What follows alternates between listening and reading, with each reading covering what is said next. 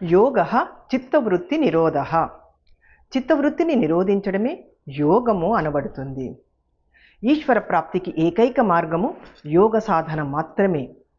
ఈ యోగాన్ని సాధించటానికి యమ నియమ ఆసన, ప్రాణాయామ ప్రత్యాహార, ధారణ, ధ్యాన, సమాధి అనే 8 కూడిన అష్టాంగ యోగాన్ని పతంజలి మహర్షి తన యోగ దర్శనం ద్వారా తెలియజేయడం జరిగింది.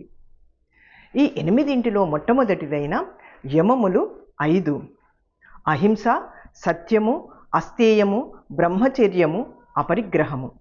అలాగే నియమములు కూడా 5: శౌచము, సంతోషము, తపస్సు, స్వాధ్యాయము, ఈశ్వర ప్రణిధానము.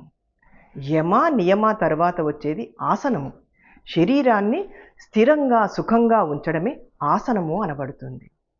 ప్రాణాయామము ఉచ్ఛ్వాస నిశ్వాసాలను క్రమబద్ధంగా చేసే సాధననే ప్రాణాయామము. ప్రత్యాహారము ఇంద్రియాలను అదుపులో ఉంచుకోవడం.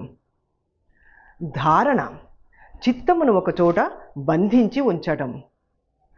ధ్యానము మనస్సును బాహ్య విషయాల నుండి మరల్చి అంతర్ముఖం చేయడం. సమాధి భగవత్ చింతనలో లీనమై ఉండడం.